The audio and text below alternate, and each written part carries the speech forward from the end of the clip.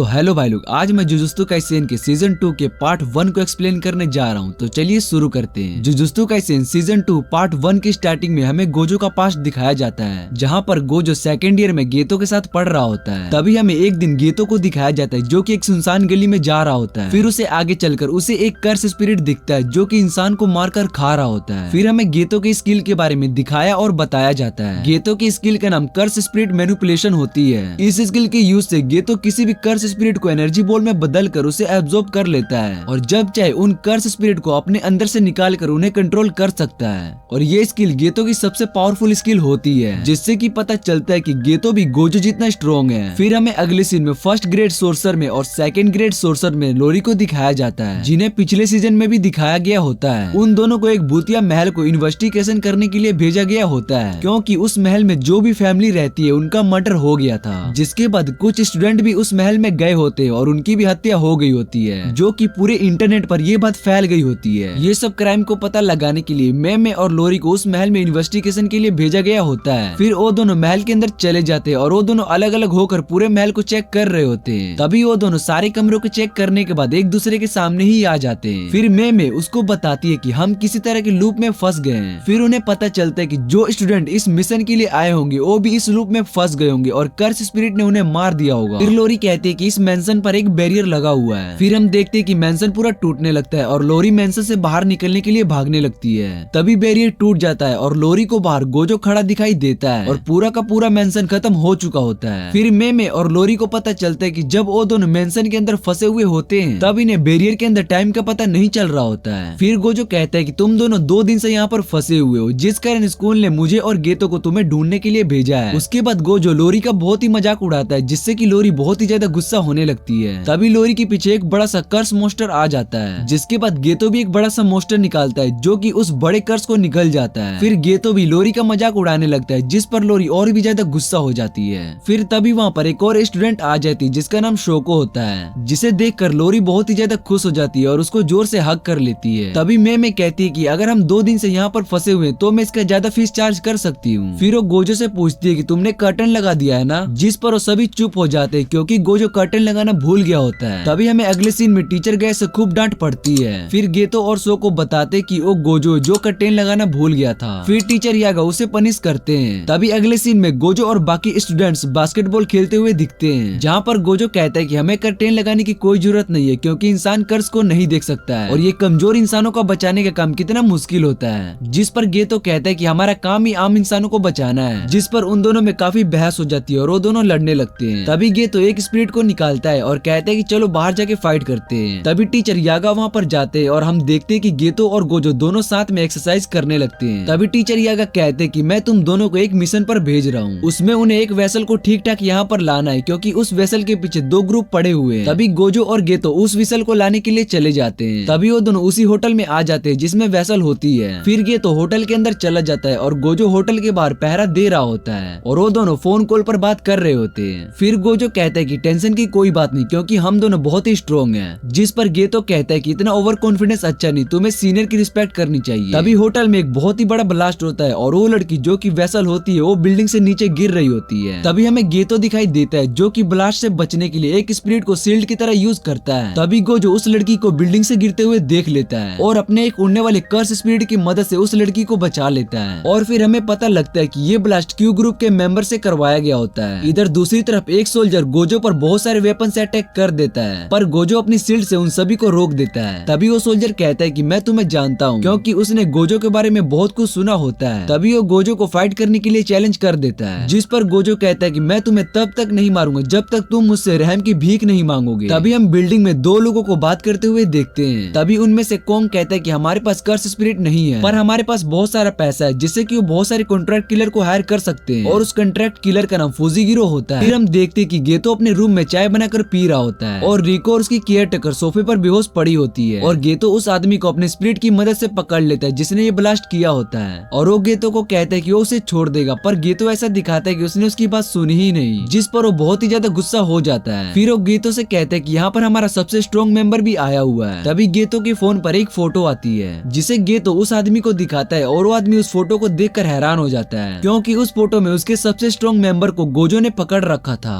तभी हमें अगले सीन में फौजी गेरो जो कि तोजी होता है उसे दिखाई देता है और वो रेस पर पैसे लगाने के लिए आया होता है। तभी कोंग कहता है कि तुम्हें जिस काम के लिए हायर किया गया वो तुम पूरा करो। तभी तोजी कहता है कि मैं गोजो को बराबर की लड़ाई में नहीं हरा सकता हूँ, इसलिए मैंने कुछ गुंडे उसके पास लड़ने के लिए भेजे हैं। फिर वो कहते हैं कि जब गोजो थक जाएगा तब मैं उसे लड़ने जाऊंगा। तभी गोजो को दिखाया जाता है जो कि रिको को उठाकर जा रहा होता है। तभी रिको की आंख खुलती है और वो गोजो को एनिमी समझकर उसे चांटा मारती है और उन दोनों को उससे दूर रहने के लिए कहती है। फिर गेतो उसको समझाते हुए कहता है कि हम इसको प्रोटेक्ट करने के लिए आए हैं, जिस पर रिको उन पर बिलीव नहीं करती है और कहती है कि तुम्हारे तो शकल पर ही झूठा लिखा है। ये सुनते ही गोजो और गेतो दोनों रिको को परेशान करने लगते हैं। तभी उसकी केयर टेकर आती है और कहती है कि ये दोनों हमारी साइड है। तभी रिको देखती है कि उसकी जीएफ केयर टेकर कर्स स्पिरिट पर बैठी है। तभी गेतो बताता है कि ये उसका कर्स स्पिरिट है और वो किसी भी कर्स स्पिरिट को कंट्रोल कर सकता है। तभी गोजो रिको से पूछता है कि तुम दुखी मत हो क्योंकि तुम्हारी बॉडी कुछ ही दिनों में मास्टर तेंगेंग के साथ मर्ज हो जाएगी। जिस पर रिको कहती है कि मुझे इस बात पर गर्व है कि मैं मास्टर तेंगो की वेसल बनने वाली हूँ। गेतो और गोजो उसकी बातों को इग्नोर किए जा रहे होते हैं और उसका मजाक उड़ाने लगते हैं। तभी रिको को याद आता है कि उसे भी स्कूल जाना है। तभी गेतो और गोजो रिको को उसकी रिक्वेस्ट पर स्कूल ले आते हैं। फिर गोजो टीचर यांग को कॉल पर कहता है कि हमें तो रिको को सीधा जुजुत्सु हाई ले जाना चाहिए। जिस पर टीचर यांग कहते हैं कि तुम्हें रिको की हर बात माननी होगी क्योंकि ये मास्टर त्यांग की ऑर्डर है। तभी गेतो कहता है कि रिको कुछ ही दिन में मास्टर तेंगेंग के साथ मर्ज हो जाएगी, जिसके बाद वो हमारे साथ जुजुत्सु हाई में ही रहेगी। उसे अपनी फैमिली और फ्रेंड से भी मिलने को नहीं मिलेगा, इसलिए हमें उसकी आखिरी विश को पूरा करना चाहिए। मितासो आकी कहती है कि रिको की कोई भी फैमिली नहीं है। बचपन में ही उसके पेरेंट्स का एक्सीडेंट हो गया था और उसी एक्सीडेंट में मारे गए थे। बचपन से रिको को मैंने ही संभाला है और मैं भी यही चाहती हूँ कि वो अपने आखिरी पल में अपने सभी दोस्तों से मिल सके और उनके साथ टाइम स्पेंड कर सके। तभी गोजो गेतो से पूछता है कि तुम्हारी कर्स स्पिरिट कहाँ है जिसे तुमने रिको की सिक्योरिटी के लिए भेजा था। फिर गेतो चेक करके बताता है कि हमें जल्दी से रिको के पास जाना होगा क्योंकि मेरे कर्स स्पिरिट में से 2 को किसी ने मार दिया है। अगले सीन में हमें तोजी को दिखाया जाता है जो कि टीवी पर रेस देख रहा होता है। उसने कोंग को कहकर रियो के ऊपर बाउंटी भी लगवा दिया होता है जिससे कि जो भी उसे मारेगा उसे बहुत सारे पैसे मिलेंगे। इसलिए बहुत सारे कर्स स्पिरिट रिको को मारने के लिए आए होते हैं। फिर गेतो उन सभी कर्स स्पिरिट को ढूंढने के लिए चला जाता है और गोजो मिसातो और रिको को ढूंढने चला जाता है। दूसरी तरफ कोंग तोजी को बताता है कि रिको अभी भी स्कूल में ही है और ये भी कहता है कि अगर तुमसे पहले किसी ने उसे मार दिया तो बाउंटी का सारा पैसा उसे ही मिलेगा। फिर उसके बाद कोंग तोजी से कहता है कि तुम्हें हायर करने से अच्छा मैं पहले ही रिको पर बाउंटी रख देता, जिससे कि कोई तो पैसों के लिए रिको को मार देता। जिसके बाद तोजी बताता है कि अभी उसके साथ गोजो है और 100 साल में वो पहला है जिसके पास लिमिटलेस और 6 एस दोनों टेक्निक है। जब तक गोजो उस लड़की के साथ है उसे कोई भी नहीं हरा सकता है। फिर वो कोंग से कहते हैं कि वो बाउंटी को 48 घंटे तक चलने दे और बाद में सारा पैसा उसको ट्रांसफर कर दे। इतना कह कर वो कॉल कट कर देता है। और इधर स्कूल में गेतो का सामना भी एक ओल्ड मैन से होता है और उसके पास भी 2 कर्स स्पिरिट होते हैं। फिर गेतो उस ओल्ड मैन को देखकर समझ जाता है कि वो भी जुजुत्सु हाई से है। फिर गेतो भी अपने 2 छोटे कर्स स्पिरिट को बुलाता है, जिसे देखकर ओल्ड मैन समझ जाता है कि इसके पास भी कर्स टेक्निक है। पर ओल्ड मैन सोचता है कि मैं इसे हरा सकता हूँ क्योंकि ये अभी यंग है और इसके पास एक्सपीरियंस भी कम होगा। इतने में गेतो एक बड़ा सा कर्स स्पिरिट निकालता है जो कि उस ओल्ड मैन को निकल जाता है। फिर गेतो वहाँ से जाने लगता है। तभी वो ओल्ड मैन साइड से आकर गेतो पर अटैक करता है, पर उस ओल्ड मैन का एक डॉग दिखाई देता है। जिसके बाद हम उस ओल्ड मैन के पास्ट में जाते हैं जिसमें उसे कोई भी प्यार नहीं करता था क्योंकि वो कर्स स्पिरिट को देख सकता था। सिर्फ वो डॉग ही उसे प्यार करता था। फिर उसे याद आता है कि उसे मरे हुए तो 50 साल हो गए हैं। फिर जब वो उस लूप से बाहर आता है तो गेतो उसे बहुत ही मारता है क्योंकि वो कॉम्बैट में बहुत ही स्ट्रॉन्ग होता है। फिर गेतो उस ओल्ड मैन से पूछता है कि तुम किस ग्रुप से हो और दूसरी ओर गोजो सीधा रिको की क्लास में चला जाता है, जिसे देख सभी लड़कियां देखी जा रही होती क्योंकि वो बहुत ही हैंडसम होता है। जिस पर रिको बहाना बना देती है और वो उसको बताती है कि उसका कजन है। फिर सभी लड़कियां गोजो को उसका गिलास निकालने के लिए कहती है और गोजो भी उन सभी को पोज देने लगता है। तभी वहाँ पर टीचर आ जाती है और वो भी गोजो को चुपचाप अपना नंबर देने लगती है। इतने में गोजो रिको को लेकर वहाँ से भाग जाता है, जिसे देखकर सभी लड़कियां गुस्सा हो जाती हैं। फिर गोजो रिको से कहता है कि अभी हम जुजुत्सु हाई जा रहे हैं क्योंकि अगर वहाँ पर किसी ने तुम पर अटैक कर दिया तो तुम्हारे फ्रेंड्स भी खतरे में पड़ जाएंगे। तभी वहाँ पर एक और कर्स यूजर आ जाता है जिसने अपने सर पर एक बैग को पहना होता है और वो रिको को देख रहा होता है। फिर वो कहता है कि इस लड़की को मारने पर 30 मिलियन मिलेंगे। फिर इतने में वहाँ पर मिसातो आ जाती है और उस कर्स स्पिरिट को हरा देती है। तभी वहाँ पर गेतो आ जाता है और उस ओल्ड मैन से पता चल जाता है कि रिको के ऊपर 30 मिलियन का बाउंटी लगा हुआ है और उसकी टाइमलाइन कल सुबह 11 बजे तक है और ये सब बातें वो गोजो को अपने फोन पर बता रहा होता है। और दूसरी तरफ गोजो को उस कर्स यूजर ने 4 क्लोन से घेर लिया होता है और उस पर अटैक करने लगते हैं, जिससे गोजो बड़े आराम से से सभी क्लोन को हरा देता है। इस कर्स स्पिरिट का यही स्किल होता है कि वो अपने क्लोन बना सकता है। उसके बाद गोजो उस मेन कर्स को ढूंढ रहा होता है जो कि क्लोन बना रहा होता है और वो उसे ढूंढ लेता है, जिस पर वो कर्स गोजो से पूछते है कि तुमने मुझे कैसे ढूंढ लिया, जिस पर गोजो कहता है कि मेरी आंखें बहुत ही अच्छी है। फिर वो कर्स स्पिरिट अपनी टेक्निक एक्सप्लेन करता है। फिर उसके बाद कर्स वहाँ से भागने लगता है, जिस पर गोजो अपनी टेक्निक का यूज करता है, जिससे कि वो और कर्स यूजर दोनों एक जगह पर खींचे चले जाते हैं। फिर गोजो उस कर्स स्पिरिट को एक पंच में ही हरा देता है। रिको गोजो की पावर को देखकर हैरान हो जाती है। तभी रिको के फोन पर एक फोटो आती है जिसमें मिसातो को किसी ने किडनैप कर लिया होता है। इसके बाद गेतो कहता है कि सारी गलती मेरी है, मुझे इसे अकेला नहीं छोड़ना था, मुझे भी पता था कि सभी दुश्मनों से किडनैप करके ले जाएंगे। इधर गोजो सोचने लगता है कि अब वो हमें ब्लैकमेल करेंगे और कहेंगे कि अगर मितासो जिंदा चाहिए तो रिके को हमें दे दो।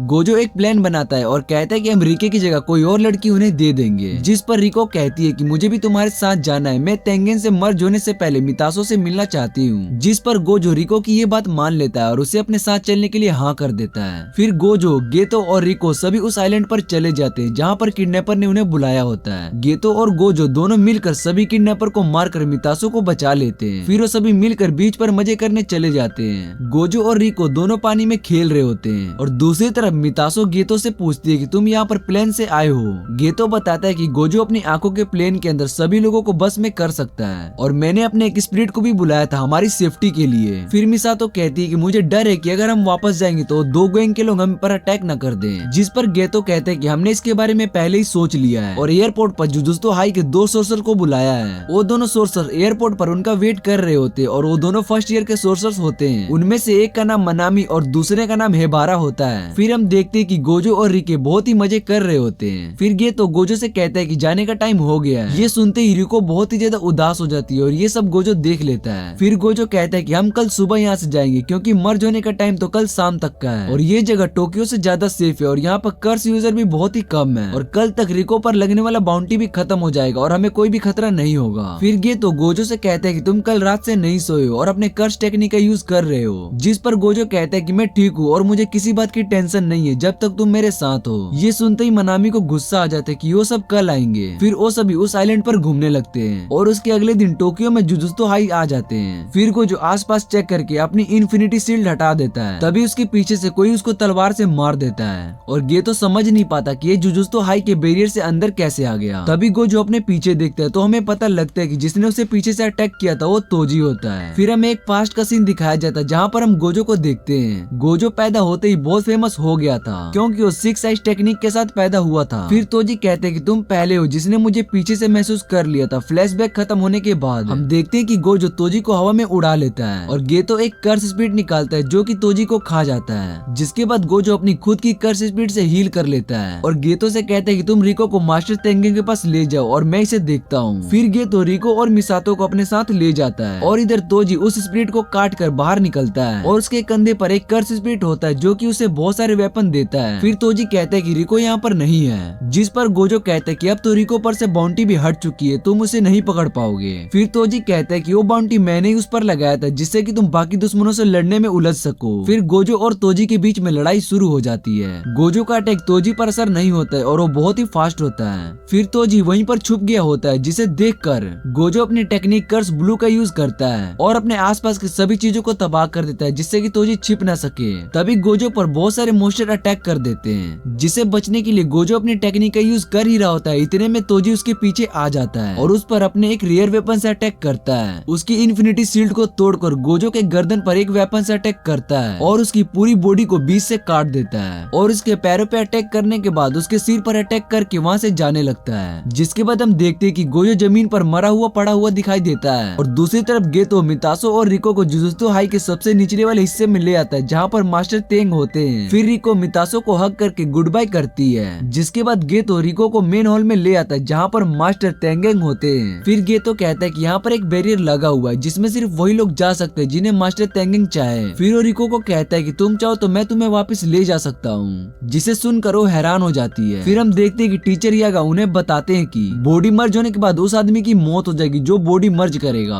फिर गेतो और गोजो प्लान बनाए हुए होते हैं कि अगर वो लड़की जीना चाहती है तो हम उसकी मदद करेंगे। जिसके बाद गेतो कहता है कि हम तुम्हें बचाने के लिए मास्टर तेंगेंग से भी लड़ेंगे क्योंकि हम दोनों यहाँ पर सबसे पावरफुल हैं। कि उसको बचपन से ही बताया गया था कि उसका जन्म किसी खास काम के लिए हुआ है। मेरे पेरेंट्स के गुजरने के बाद मैं मैं हमेशा से अकेली रहती थी और मेरा कोई भी नहीं है, पर जब से मेरे स्कूल में फ्रेंड्स बने मेरे जीने की उम्मीद और भी बढ़ गई। जिसके बाद वो गेतो से कहती कि मैं अपनी लाइफ और जीना चाहती हूँ और अपना हाथ गेतो के हाथ की ओर बढ़ाती है। इतने में उसके सर पर गोली लग जाती है और उसकी डेथ हो जाती है। गेतो ये सब देखकर हैरान हो जाता है। फिर हम देखते हैं कि ये गोली तोजी ने चलाई होती, जिस पर गेतो पूछते हैं कि तुम यहाँ पर कैसे आए। फिर तोजी कहते हैं कि मैंने गोजो को मार दिया। ये सुनते ही गेतो और भी गुस्सा हो जाता है और वो अपने दो सबसे पावरफुल स्पिरिट को निकाल लेता है और कहता है कि अब तुम नहीं बचोगे। फिर गेतो अपने कर्स स्पिरिट से तोजी पर अटैक कर देता है, पर तोजी उन दोनों कर्स स्पिरिट से बचकर गेतो पर गोली चला देता है, जिसे गेतो एक स्पिरिट से ब्लॉक कर देता है। फिर गेतो उस पर अपने ड्रैगन से अटैक कर देता है, पर जब गेतो देखता है कि उसका ड्रैगन तोजी को कुछ नहीं कर सकता तो वो हैरान हो जाता है। फिर तोजी एक्सप्लेन करता है कि वो जुजुत्सु हाई में कैसे एंटर हुआ। तोजी बताता है कि जुजुत्सु हाई के बैरियर दिखाई नहीं देते हैं, पर जिन लोगों को भी यहाँ के सभी लोकेशन पता होते हैं उनके लिए यहाँ पर आना बहुत ही आसान होता है। वो बताता है कि साल के इस समय सभी स्कोरर बिजी होते हैं और कुछ स्कोरर अभी तो दूसरे ऑर्गेनाइजेशन से लड़ रहे होते हैं। फिर उसके बाद वो कहता है कि मेरे अंदर कर्स एनर्जी ना होने के कारण मैं जुजुत्सु हाई में आराम से आ सकता हूँ, और अगर मेरे पास कर्स एनर्जी होती तो मैं जुजुत्सु हाई में नहीं आ पाता। फिर वो अपने अंदर से कर्स निकालता है जिससे उसे वेपन मिलते हैं। फिर वो एक्सप्लेन करता है कि मैंने इस कर्स स्पिरिट को अंदर लाने के लिए इसे छोटा कर दिया था और इस कर्स स्पिरिट को निगल गया, जिससे कि बैरियर कर्स स्पिरिट को डिटेक्ट नहीं कर पाया और मैं आराम से जुजुत्सु हाई के अंदर आ गया। फिर गेतो को सारी बात समझ आ गई और वो समझ गया कि तोजी हेवनली स्किल के साथ पैदा हुआ है, जिसके अंदर 5 सेंस होते हैं और वो अपनी सेंस की मदद से हमारा पीछा कर सकता है। फिर गेतो उससे पूछता है कि तुम्हें रास्ते में मितासो मिली होगी, जिस पर तोजी कहता है कि मैंने उसे भी मार दिया। फिर गेतो उस पर ड्रैगन और बहुत सारे कर्स से अटैक कर देता है, पर तोजी उसके ड्रैगन को अपने कटाना से काट देता है, जिसे देख गेतो बहुत ही ज्यादा हैरान हो जाता है क्योंकि वो कर्स ड्रैगन उसका सबसे पावरफुल कर्स था, जिसे तोजी ने बड़े ही आराम से मार दिया। फिर गेतो का एक दूसरा पावरफुल स्पिरिट तोजी को अपने डोमेन में फंसा लेता है और उस पर अपने ब्लेड से अटैक करता है, पर तोजी अपने उस रेयर वेपन का यूज करके उस स्पिरिट के डोमेन और उसे भी काट देता है। तभी गेतो तोजी के पीछे आ जाता है और उसके कर्स स्पिरिट को ऑब्जर्व करने लगता है, जिससे कि तोजी को और वेपन ना मिल पाए, जिससे कि वो टॉम पर आकर गिर जाता है और गेतो बहुत ही बुरी तरह घायल हो जाता है। फिर तोजी उसे मारने से पहले सोचता है कि अगर ये आम स्कोरर होता तो मैं इसे कब का मार दिया होता, पर ये कर्स स्पिरिट स्कोरर है, अगर मैं इसे मार दूं तो इसके बहुत सारे कर्स स्पिरिट रिलीज हो जाएंगे, इसलिए वो इतना बड़ा रिस्क नहीं ले सकता था। इस वजह से वो गेतो को वहाँ पर छोड़कर चला जाता है और रिको की बॉडी को टाइम वेसल ग्रुप के प्रेसिडेंट के पास लेके चला जाता है, जिसे देख प्रेसिडेंट बहुत ही खुश हो जाते हैं और तोजी से कहते कि तुमने बहुत ही अच्छा काम किया, मैं तुम्हें इस काम के और भी पैसे दूंगा। फिर प्रेसिडेंट कहते कि जुजुत्सु स्कोरर की खोज मास्टर तेंगेंग ने ही की थी और रिलीजियस लोग और स्कोरर की आपस में नहीं बनती थी, तभी टाइम वेसल ग्रुप का जन्म हुआ और हम नहीं चाहते थे कि मास्टर तेंगेंग की बॉडी किसी आम इंसान से मर्ज हो, इसलिए उन्होंने तोजी को हायर किया ताकि वो रिको को मार दे और इसके बाद जो भी अंजाम होगा वो देख लेंगे, चाहे इसके लिए मास्टर तेंगेंग खुद ही आउट ऑफ कंट्रोल होकर इंसानों पर ही खतरा क्यों न बन जाए। इतना कहकर प्रेसिडेंट रिको की बॉडी को लेकर चले जाते हैं। फिर तोजी और कोंग दोनों के बाहर आने के बाद हमें पता चलता है कि मितासो का किडनैप तोजी ने किया था और कोंग को कहते हैं कि इसे दूर ले जाके मार दे। फिर कोंग का आइडिया होता है कि मितासो को जिंदा रखने का, जिससे कि वो मितासो पर रिसर्च कर पाए और वो सभी टेंशन से फ्री हो जाए और इसका प्लान काम कर जाए। फिर तोजी पूछते हैं कि तुम मितासो को उस आइलैंड पर कैसे ले गए, अगर तुम उसे ट्रांसपोर्ट के रास्ते भेजते तो तुम सिक्योरिटी के हाथों पकड़े जाते।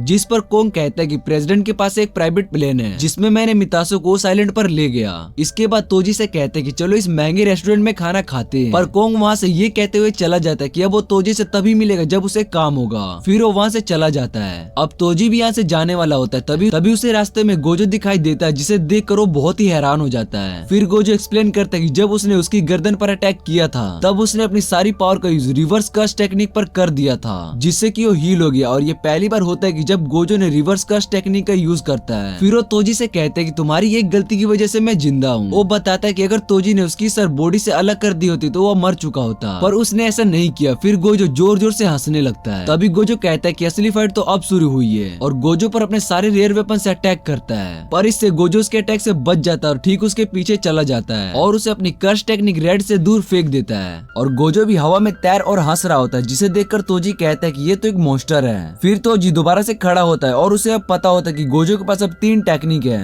पहली इन्फिनिटी शील्ड, दूसरी कर्स टेक्निक ब्लू और तीसरी कर्स टेक्निक रेड, जिसका सामना वो कर सकता है। फिर तोजी अपने इन्वर्टर स्पेसर को दूसरे वेपन से जोड़ देता है जब वो गोजो की आंख को देखता है तब उसे डर लगता है, पर वो भी गोजो को मारने के लिए रेडी हो जाता है। वो लगातार अपने स्पेसर से गोजो पर अटैक करता है, जिससे कि गोजो आसानी से बच जाता है। फिर गोजो कहते हैं कि तुम ज़ेनन क्लैन से हो, इसलिए तुम लिमिटलेस टेक्निक के बारे में सब कुछ जानते हो, पर हमारे गोजो क्लैन में भी कुछ टेक्निक है जो कि कुछ ही लोगों को मालूम है। फिर गोजो रेड और ब्लू को जोड़कर कश टेक्निक पर्पल बनाता है और कहते हैं कि इस अटैक के सामने जो कोई भी होता है वो खत्म हो जाता है। और गोजो इस टेक्निक का यूज तोजी पर करता है, जिससे कि तोजी की आधी बॉडी कट जाती है। अब तोजी की हार हो चुकी होती है। फिर उसे समझ में आता है कि उसे गोजो से नहीं लड़ना चाहिए था। वो अपने ज़ेनन क्लैन को साबित करना चाहता था, जिससे उसे निकाल गया था कि वो भी बहुत ही स्ट्रॉन्ग है। फिर गोजो तोजी के पास आता है और कहते हैं कि तुम्हारे लास्ट वर्ड क्या है, जिस पर तोजी कहता है कि मेरा 2 साल का बेटा है जिसका नाम मेगुमी है, उसे कुछ दिनों में ज़ेनन क्लैन को बेच दिया जाएगा, जिसके बाद वो जो चाहे वो कर सकते हैं। तभी हमें गेतो दिखता है, जिसके सामने वही कर्स स्पिरिट होता है जो कि तोजी के पास होता है। फिर गेतो जैसे ही अंदर जाता है तो उसे गोजो दिखाई देता है, जो कि रिको की बॉडी को अपने हाथों में पकड़कर खड़ा होता है। उसे गोजो कुछ चेंज दिखाई देता है। फिर गेतो बताता है कि मुझे शोको ने अपने टेक्निक से हील कर दिया था, जिसके बाद मैं सीधा यहाँ पर आया।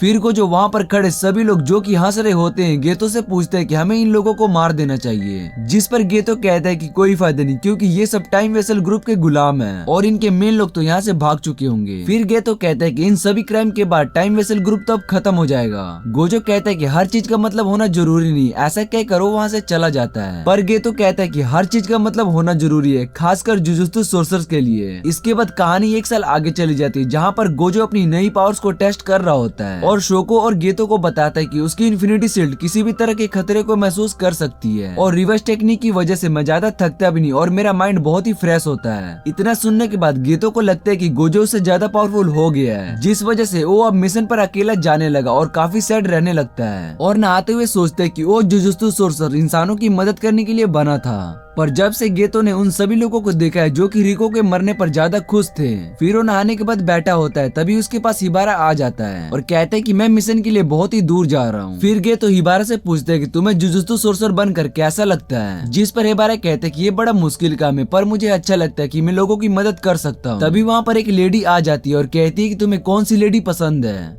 जिसे सुनकर गेतो कुछ भी नहीं कहता है और सोचने लगता है कि ये कौन है। फिर हेबारा उसे बताता है कि उसे वो लड़की बहुत ही पसंद है जो बहुत ही खाती हो। फिर हेबारा वहाँ से चला जाता है और वो लेडी गेतो के पास बैठ जाती है और उससे दोबारा वही पूछती है कि तुम्हें कौन सी लड़की पसंद है। फिर गेतो उससे पूछते है कि तुम कौन हो, जिस पर वो लड़की कहती है कि मैं स्पेशल ग्रेड सोर्सर यूकी हूँ। फिर गेतो को याद आता है कि इस सोर्सर का जुजुत्सु हाई से कोई लेने देना नहीं है और वो मिशन पर भी अकेली जाती है। यूकी गेतो से कहती है कि जुजुत्सु हाई सिर्फ बीमारी का इलाज करते हैं, पर मैं चाहती हूँ कि इस बीमारी को ही खत्म कर दूं। जिस पर यूकी बताती है कि वो इस दुनिया के सभी कर्स स्पिरिट को ही खत्म कर देना चाहती है। जैसा कि हमें पता है कि कर्स स्पिरिट इंसानों की नेगेटिव सोच की वजह से आते हैं और वो स्ट्रॉन्ग होते हैं। फिर यूकी कहते हैं कि उसे एक ऐसा इंसान मिला था जिस पर कोई भी कर्स स्पिरिट काम नहीं करती थी, उसका नाम तोजी होता है। वो उसे स्टडी करना चाहती थी, हालांकि वो मर चुका होता है। फिर गेतो कहता है कि हमें सभी इंसानों को मार देना चाहिए। तब यूकी उसे समझाते कि इंसानों को मारना सबसे आसान है, पर इससे सब इंसान सोर्सर बनने लगेंगे, इसलिए मुझे लगता है कि उन्हें मारना ठीक नहीं होगा। फिर गेतो कहते हैं कि हाँ, तुम तो इंसानों को प्रोटेक्ट करती हो। फिर जब यूकी अपने बाइक पर बैठकर वहाँ से जा रही होती है, तभी वो गेतो को कहती है कि उससे दोस्ती कर लेनी चाहिए, क्योंकि आगे चलकर गोजो और वो दोनों ही स्पेशल ग्रेड सोर्सर बनने वाले। तभी हम देखते हैं कि गेतो सीधा डेड बॉडी रूम में एक बॉडी को देख रहा होता है और वो बॉडी हेबारा की होती है, जिस पर गोजो एक्सप्लेन करता है कि हेबारा को सेकंड रेट कर्स स्पिरिट को खत्म करने के लिए भेजा गया था, पर वो कर्स स्पिरिट फर्स्ट रेट का हो गया और हेबारा को मार दिया। फिर गोजो गेतो से कहते हैं कि तुम आराम करो, बाकी के मिशन पर मैं जाकर उसे पूरा कर देता हूँ। फिर 1 मंथ बाद गेतो मिशन पर जाता है। उस मिशन के अंदर उसे एक गांव में कर्स स्पिरिट को मारना होता है, क्योंकि उस गांव के कुछ लोगों को कर्स स्पिरिट ने मार दिया होता है। फिर गेतो उन सभी कर्स स्पिरिट को खत्म करने के बाद देखते हैं कि वहाँ पर एक छोटी सी लड़की को कैद किया गया होता है। वो दोनों लड़कियां भी सोर्सर होती है, जिस पर गेतो समझ जाता है इन दोनों का उस कर्स से कोई भी लेने देना नहीं है, इसलिए वो उसे छोड़ दे। जिस पर गांव वाले उसकी बात को नहीं मानते और कहते कि हम इन्हें मार देंगे, जिसे सुन गेतो अब आउट ऑफ कंट्रोल हो जाता है और अपने स्पिरिट बाहर निकालकर सभी गांव वालों को मार देता है। उसने टोटल 112 लोगों को मार दिया होता है। जब ये बात जुजुत्सु हाई में पता चलता है कि गेतो ने उन सभी गांव वालों को मार दिया है, तो उसे मौत की सजा देने का फैसला किया गया। जब ये बात गोजो और टीचर यागा को पता चलती है, तो वो दोनों हैरान हो जाते हैं और विश्वास नहीं करते कि गेतो ने इन सभी आम लोगों को मारा है। तभी हमें शहर में गेतो और शोको दिखाई देते हैं। सो को पूछती है कि क्या तुमने सभी लोगों को मारा है, जिस पर गेतो कहता है कि हाँ मैं सभी नॉर्मल लोगों को खत्म करना चाहता हूँ और इस दुनिया में सिर्फ सोर्सर ही रहेंगे। फिर सो को गोजो को फोन करती है और कहती है कि उसे गेतो मिल गया है। ये सुनते ही गोजो गेतो के पास आता है और कहता है कि क्या तुमने सही में उन सभी लोगों को मारा है। फिर गेतो कहता है कि हाँ मैंने उन सभी लोगों को मारा है और कहते हैं कि मैं सभी इंसानों को खत्म कर दूंगा। जिसे सुन गोजो कहता है कि सभी लोगों को मारना आसान नहीं है, मैं तुम्हें ये नहीं करने दूंगा। जिस पर गेतो कहते हैं कि तुम मुझे मारना चाहते हो तो मार दो, वरना मैं सभी इंसानों को खत्म जरूर कर दूंगा। फिर जैसे ही गोजो गेतो पर अपनी कस्ट टेक्निक पर्पल का यूज करने वाला होता है, पर वो उस टेक्निक का यूज नहीं कर पाता क्योंकि गेतो उसका बेस्ट फ्रेंड होता है, जिस वजह से गेतो वहाँ से चला जाता है। फिर गोजो टीचर यागा को बताता है कि भले ही वो सबसे स्ट्रॉन्ग हो पर वो गेतो को नहीं मार पाएगा। फिर कहानी 11 साल आगे चली जाती है, जहाँ हमें पता चलता है कि गोजो अपने पास्ट को याद कर रहा होता है। तभी उसके पास मेगुमी, यूजी और नोबारा आ जाते हैं क्योंकि गोजो उन्हें यहाँ किसी सीक्रेट मिशन के बारे में बात करने के लिए बुलाया था। तभी वो सभी मिशन के लिए जा रहे होते हैं। मेगुमी थक चुका होता है इसलिए वो वापस जाने लगता है। तभी नोबारा भी वहाँ से जाने लगती है, जिस पर यूजी उसे रोकता है और कहता है कि चलो एक मूवी देखने चलते हैं। और यूजी नोबारा को उस मूवी का थिएटर दिखाता है, जिसे देख नोबारा वहाँ से मना करके चली जाती है। फिर हम देखते हैं कि यूजी को एक लड़की देख रही होती है। फिर हम मे को देखते हैं जो कि क्योतो के प्रिंसिपल के पास कुछ स्टूडेंट को रैंक बढ़ाने के लिए वहाँ पर आई होती है। मे कहती है कि पांडा, नोबारा, मेगुमी और यूजी का रैंक बढ़ाकर उसे फर्स्ट ग्रेड बना दे। फिर प्रिंसिपल कहते हैं कि ये सब इतना आसान नहीं है, इसलिए पहले उन्हें फर्स्ट ग्रेड के स्टूडेंट के साथ मिलकर मिशन पूरा करना होगा और उसके बाद उन सभी को अकेले अकेले एक फर्स्ट ग्रेड मिशन पर जाना होगा। फिर डिसाइड किया जाएगा कि उन्हें फर्स्ट ग्रेड की रैंक देना चाहिए या फिर नहीं। फिर हम देखते हैं कि मे और तोड़ो दोनों टेबल टेनिस खेल रहे होते हैं। तोड़ी बोलता है कि एक बार यूं ही मिशन से वापस आ जाएगा, फिर मैं उसके साथ मिशन पर जाऊंगा। जिस पर मे बताती है कि जितने भी स्टूडेंट की सिफारिश है हम उनके साथ मिशन पर नहीं जा सकते हैं। जिसे सुन तोड़ो शौक हो जाता है और मे मैच जीत कर वहाँ से चली जाती है। दूसरी तरफ हम नोबारा को देखते हैं, जिसके पीछे वाली लड़की होती है जो कि कुछ देर पहले यूजी को देख रही थी। वो लड़की नोबारा से कहती है कि क्या तुम यूजी के बारे में बता सकती हो। उस लड़की का नाम यूको होता है। फिर वो दोनों कॉफी शॉप में बैठकर बातें करते हैं। वो बताती कि वो यूजी को पसंद करती है, पर उस समय उसमें हिम्मत नहीं थी कि वो उसे ये बोल सके। फिर ये सुनकर नोबारा हैरान हो जाती है और मेगुमी को फोन कर बुलाती है क्योंकि मेगुमी यूजी को उससे ज्यादा जानता है। फिर यूको नोबारा से पूछती है कि क्या तुम भी यूजी को पसंद करती, जिस पर वो सीधा मना कर देती है। तभी वहाँ पर मेगुमी आ जाता है। फिर नोबारा मेगुमी से पूछने लगती है कि यूजी की कोई गर्लफ्रेंड भी है, जिस पर मेगुमी कहते हैं कि यूजी सिंगल है और उसके रूम में एक मॉडल की फोटो लगी हुई है। फिर वो मेगुमी से पूछती है कि यूजी को किस तरह की लड़की पसंद है। फिर मेगुमी बताता है कि मुझे यूजी ने एक बार बताया था कि उसे लंबी लड़की पसंद है। ये सुनते ही नोबारा और यूको खुश हो जाते हैं। तभी वहाँ पर यूजी आ जाता है, जिसे देख रिको सोचने लगती है कि यूजी उसे पहचान पाएगा। यूजी यूको को पहचान लेता है और बताता है कि मुझे यूको की हैंड राइटिंग बहुत ही पसंद थी। तभी हमें एक फ्लैशबैक दिखाया जाता है, जहाँ पर यूजी से उसके दोस्त पूछते हैं कि उसे किस तरह की लड़की पसंद है, जिस पर यूजी बताता है कि उसे यूको पसंद है क्योंकि उसे उसकी हैंड राइटिंग बहुत ही अच्छी लगती थी। ये सुनते ही यूजी के दोस्त उस पर हंसने लगते हैं और उसका मजाक उड़ाने लगते हैं कि यूको तो बहुत ही मोटी है। और ये सब यूको सुन लेती है। यूको को लड़कों में सिर्फ यूजी ही पसंद था, बाकी सब लड़कों से वो नफरत करती थी। फिर फ्लैशबैक खत्म हो जाता है और यूको और यूजी साथ में घूम रहे होते हैं, पर यूको यूजी को अपने दिल की बात नहीं बता पाती है क्योंकि वो नहीं चाहती थी कि यूजी उसे नए लुक की वजह से पसंद करे। कुछ देर बात करने के बाद वो वहाँ से चली जाती है। फिर मेगुमी कहते हैं कि उन्हें एक दूसरे का नंबर तो ले ही लेना चाहिए था, जिस पर नोबारा कहती है कि यूको ने मुझे अपना नंबर दिया है। तभी नोबारा को गुस्सा आ जाता है कि उसका बॉयफ्रेंड मिलने से पहले यूजी को गर्लफ्रेंड मिल जाएगी। तभी वो सब मूवी देखने जाने वाले होते हैं। तभी मेगुमी को गोजो का कॉल आता है कि उसे लोरी के पास जाना होगा क्योंकि एक बहुत ही जरूरी काम है। फिर वो सभी लोरी के पास आ जाते हैं, जहाँ लोरी बताती है कि गोजो की बात सच थी, हमारे बीच कोई धोखेबाज छुपा है जो हमारे सभी सीक्रेट को बाहर लीक कर रहा होता है। फिर लोरी बताती कि एक गदर हायर अप है और दूसरा कोई स्टूडेंट है जो कि इन्फॉर्मेशन हायर अप को देता है। फिर लोरी बताती कि वो स्टूडेंट का नाम है मेगामारू। मेगामारू का असली नाम कोकीची है, जिसके पास पॉपेट को कंट्रोल करने वाली स्किल है। वो किसी भी तरह के पॉपेट को कंट्रोल करके उसकी इन्फॉर्मेशन लीक कर सकता है। फिर वो सभी कोकीची के पते पर जाते हैं, पर वो जैसे ही वो रूम के अंदर जाते हैं वहाँ पर कोई भी नहीं मिलता है। कोकीची ने उन्हें गलत पता बताया होता है, जिससे कि उनका शक कंफर्म हो जाता है कि कोकीची ही गद्दार है। फिर हम देखते हैं कि कोकीची अपने असली ठिकाने पर होता है, जहाँ पर उससे मिलने गेतो और माहितो आए होते हैं। कोकीची ने माहितो और गेतो का कहने पर यह काम किया था और बदले में माहितो उसकी बॉडी को पहले जैसा बना देगी। माहितो कोकीची को मारना चाहता था, जिस पर गेतो बताता है कि तुम्हें इसे मारने के लिए पहले इसे ठीक करना होगा। फिर माहितो उसे अपने कस्ट टेक्निक से पहले जैसा बना देती है। अपने बॉडी को ठीक देखकर कोकीची बहुत ही ज्यादा खुश हो जाता है। तभी माहितो कोकीची पर अटैक करने लगती है, पर कोकीची ने पहले ही यहाँ पर बहुत सारे मेगामारू को बुला लेता है और माहितो पर अटैक कर देता है। माहितो सभी मेगामारू को अपने पावर से खत्म कर देता है। इतने में में वो देखते हैं कि कोकिची वहाँ से जा चुका होता है, जिसे देखकर वो सैड हो जाता है। तभी माहितो के पास एक बहुत बड़ा ब्लास्ट होता है और वहाँ पर एक बहुत बड़ा मेगामारू निकलता है, जिसे कोकिची यहाँ पर बहुत दिनों से बना रहा होता है। उस मेगामारू के अंदर कोकिची बैठा होता है और उसे कंट्रोल करता है। ये सब देख गेतो उसके पास एक कर्टेन बना देता है, जिससे कि उसका कनेक्शन बाहरी दुनिया से खत्म हो जाता है। कोकिची जल्दी से वहाँ से निकलना चाहता है ताकि वो सभी इंफॉर्मेशन गोजो तक पहुँचा सके और सुबह प्लान के बारे में बता सके।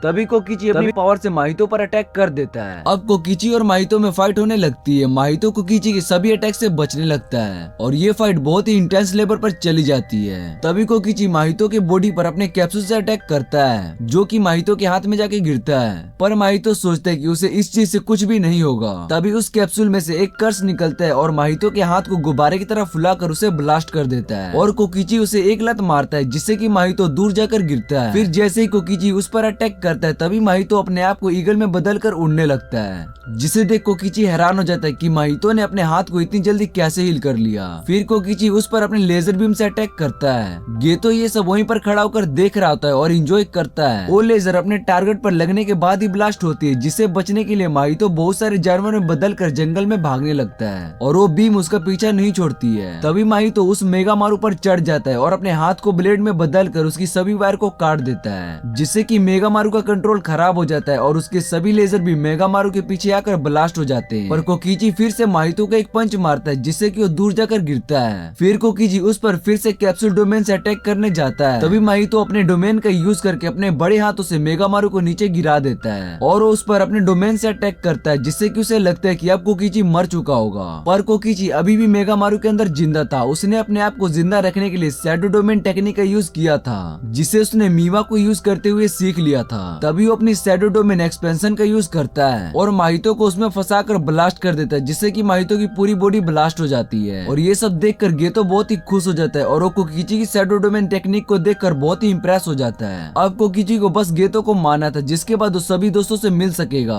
उसके पास अभी भी एक डोमेन बाकी था और 9 साल की एनर्जी के कारण वो सोचता है कि मैं इस गेतो को आराम से हरा दूंगा। तभी उसके पूरे मेगामारू के अंदर माहितो घुस जाता है और मेगामारू को खत्म कर देता है। माहितो को जिंदा देख कोकिची को यकीन नहीं हो रहा था कि वो उसके शैडो डोमेन से बच गया। तभी कोकिची एक छोटे मेगामारू को बुलाता है। वो मेगामारू माहितो से लड़ने लगता है। अब कोकिची के पास सिर्फ एक ही डोमेन कैप्सूल बचा होता है और वो इसका यूज खुद ही माहितो को मारकर करना चाहता था। फिर वो मेगामारू माहितो के पास जाकर ब्लास्ट हो जाता है। तभी वहाँ पर कोकिची आ जाता है और उस डोमेन कैप्सूल से माहितो पर अटैक कर देता है। पर इससे पहले कि कोकिची माहितो पर उस डोमेन कैप्सूल का यूज कर पाता, उससे पहले माहितो उसे टच कर लेता है, जिससे कि कोकिची की डेथ हो जाती है। और इधर हाई स्कूल में नीवा उस मेगामारू का उठने का वेट कर रही होती है, क्योंकि उस मेगामारू के पीछे कंट्रोल कर रहा होता है। वो उसे देखना चाहती पर उसे इस बात का पता नहीं होता कि वो मेगामारू अब कभी भी नहीं उठेगा।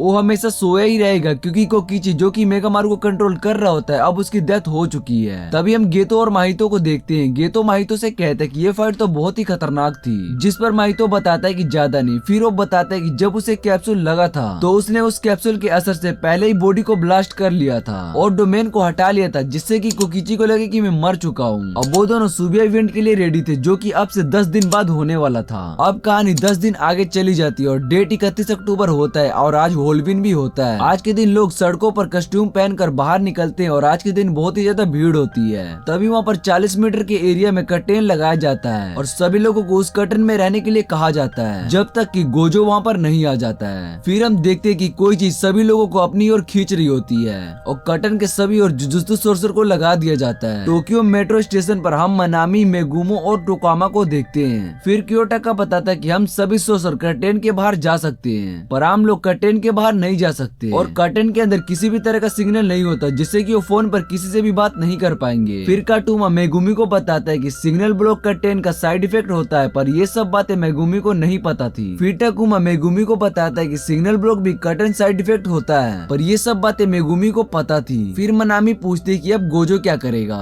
दूसरी तरफ हम माकी नोबारा और माओबिटो जैन को देखते हैं, जो कि स्पेशल ग्रेड 1 सोर्सर और जैन फैमिली का हेड होता है। फिर नया बेटो की मैनेजर उन्हें बताते कि ये कर्टेन बहुत ही ज्यादा स्ट्रॉन्ग है, जिसने भी ये कर्टेन बनाया होगा उसे मारने से ये कर्टेन टूट सकता है। जिस पर माकी कहती कि ये कर्टेन क्या हमें तोड़ना है, जिस पर अकारी कहती कि बिल्कुल भी नहीं, तुम बस यहाँ पर खड़े होकर इस पर नजर रखनी है। सुबह के साउथ में हम पांडा और कुसाकाबे को देखते हैं। कुसाकाबे एक 1 ग्रेड सोर्सर के साथ टीचर भी होता है। फिर कुसाकाबे बताता है कि इन सभी के पीछे वही होगा जिसने जुजुत्सु हाई हाई पर अटैक किया था। जुजुत्सु हाई के हायर ने ये डिसाइड किया कि कर्टेन के अंदर सिर्फ गोजो ही जाएगा और दुश्मनों को खत्म करेगा। हम सभी को बस बाहर नजर रखनी है ताकि गोजो से कोई भी दुश्मन बचकर भागने की कोशिश करे तो हम उसे मार पाएंगे। ये सभी यहाँ पर स्टैंड बाय पर रहेंगे और दूसरी तरफ मेमे की टीम खड़ी है। फिर पांडा कहते कि अगर कोई सोर्सर मरेगा तो उसे दुख होगा, पर कोई आम लोग मरेगा तो उसे कोई भी फर्क नहीं पड़ेगा। जिस पर कुसाकाबे पांडा को बताता कि ये सब पिछली बार की डीमन परेड से अलग है, क्योंकि इन सभी चीजों के बारे में लोगों को नहीं बताया गया था, इसलिए जुजुत्सु हायर ने सही डिसीजन लिया है। और वैसे भी मैंने कर्टेन के अंदर देखा सभी लोग डरे हुए हैं और बाकी उन पर किसी भी तरह का अटैक नहीं हुआ है। फिर कुसाकाबे कहते हैं कि मुझे इसके अंदर भी नहीं जाना है, क्योंकि उसको लगता है कि अंडरग्राउंड कुछ स्पेशल कर्स स्पीड भी छुपे हुए हैं। तभी हम देखते हैं कि जो लोग कर्टेन के अंदर होते हैं वो लगातार गोजो को बुलाने की डिमांड कर रहे होते हैं। हालांकि उसमें से कई लोगों को गोजो के बारे में तो पता भी नहीं है और इनके फोन में सिग्नल भी नहीं आ रहा होता है। तभी ठीक 7:31 पर गोजो कर्टेन के अंदर आता है। फिर जैसे ही गोजो कर्टेन के अंदर जाता है तो उसे उसके अंदर कुछ स्पिरिट महसूस हो रहे होते हैं,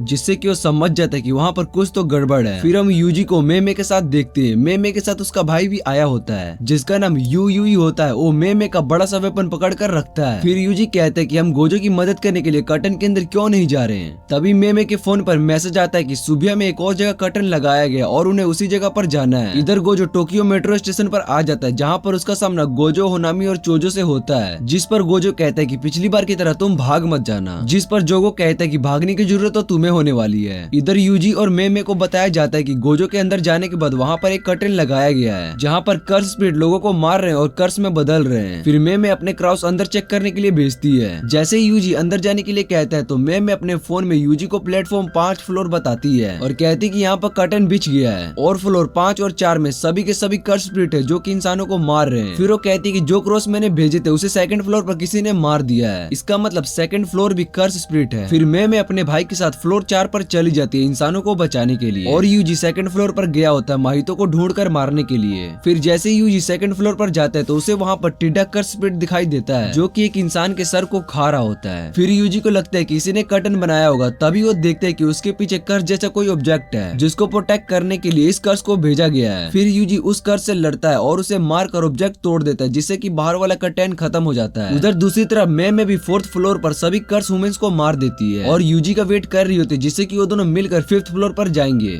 इधर माहितो को भी पता चल जाता है कि उसका कर्स मर चुका है। फिर वो वहाँ गोजो को मारने के लिए चला जाता है। तभी मेमे और यूजी 5th फ्लोर पर जाते हैं, पर उन्हें आने में वहाँ पर देर हो जाती है क्योंकि उन्हें वहाँ पर एक लड़की के अलावा और कोई भी नहीं दिखता है। फिर यूजी उस लड़की के पास आता है और पूछता है कि यहाँ पर क्या हो रहा है, जिस पर वो लड़की शॉक हो जाती है। तभी हम गोजो की फाइट वाले सीन को देखते हैं जहाँ पर होनामी सभी गेट को बंद कर रही होती है जिससे कि गोजो वहाँ से भाग न जाए, जिस पर गोजो कहता है कि इसकी कोई जरूरत नहीं है, मैं यहाँ से भागने वाला नहीं हूँ, क्योंकि मैं यहाँ से अगर भाग गया तो तुम सभी इंसानों को मार दोगे।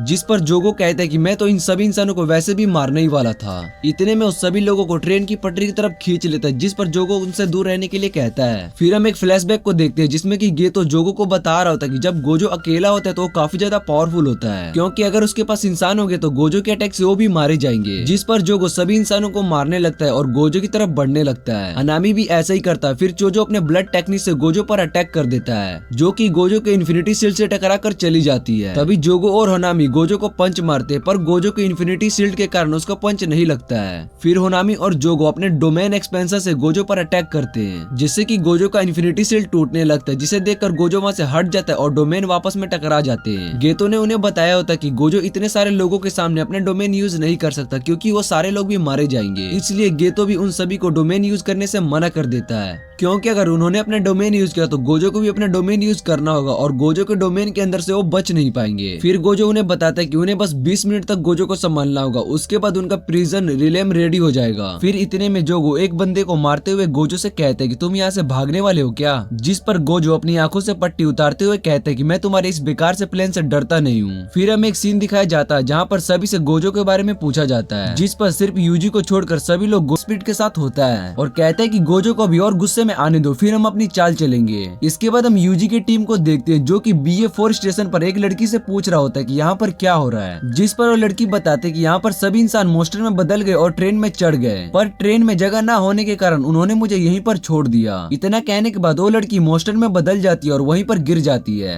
फिर हम देखते हैं कि ट्रेन BA5 स्टेशन पर पहुंच गया होता है, जिसे देख गोजो बहुत ही ज्यादा हैरान हो जाता है। तभी सब लोग सोचते हैं कि अब हम इस ट्रेन में बैठकर यहाँ से जा सकते हैं, पर जैसे ही ट्रेन का डोर खुलता है उसमें से काफी ज्यादा मोस्टर बाहर निकलते हैं और इंसानों को मारकर खाने लगते हैं। फिर उस ट्रेन से वापस इतने लोगों को मरता देख एक जगह पर खड़ा हो गया था, तभी चोगो गोजो पर अटैक करता है, पर गोजो उसका हाथ पकड़ लेता है, जिस वजह से जोगो अपना हाथ वहीं पर छोड़कर भाग जाता है। उसे इन सभी इंसानों की मौत से कोई भी फर्क नहीं पड़ता है, तभी इसलिए शायद वो अपना डोमेन यूज नहीं करेगा। तभी वो तीनों गोजो की तरफ देखकर हैरान हो जाते हैं, क्योंकि गोजो अपने डोमेन को यूज करने जा रहा होता है। सभी लोग कुछ टाइम के लिए वहाँ पर जम जाते हैं। गोजो बहुत ही ज्यादा हैरान हो जाता है और सोचने लगता है कि ये जिंदा कैसे हो सकता है, क्योंकि 1 साल पहले गोजो ने खुद गेतो को अपने हाथ से मारा होता है। अब गोजो के लिए में 1 मिनट हो जाता है, क्योंकि गोजो की 6 आई टेक्निक के कारण उसका 1 मिनट बहुत ही तेजी से चल रहा होता है और वो प्रिज्म रिलेम गोजो को बुरी तरह से जकड़ लेता है। गोजो उससे निकलने की पूरी कोशिश करता है, पर वो ना ही हिल पाता है और ना ही अपनी टेक्निक का यूज कर पा रहा होता है। तभी गोजो गेतो से पूछते हैं कि तुम कौन हो, क्यों,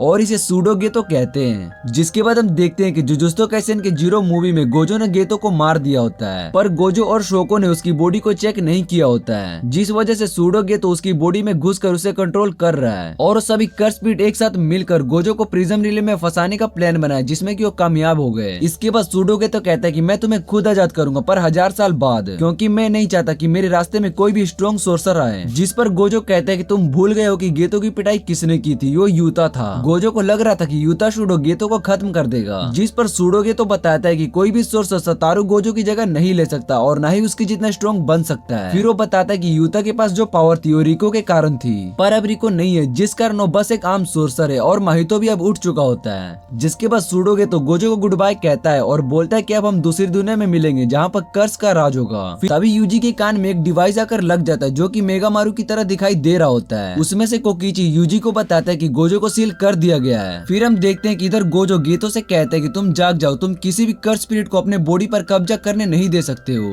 जिसके बाद गेतो का हाथ हिलता है और अपना गला दबाने लगता है, जिसे देखकर सूडो गेतो हंसने लगता है और कहता है कि ये तो पहली बार हुआ है। फिर वो इसके बाद गोजो के मरने के बाद जापान में सभी इंसानों को सबसे ज्यादा खतरा है। इसके बाद टकुमा उन दोनों के साथ कटेन को काटने के लिए चला जाता है और कहता है कि हम गोजो को बचा लेंगे। और ये पार्ट यहीं पर खत्म हो जाता है। तो मिलते हैं अगले पार्ट में।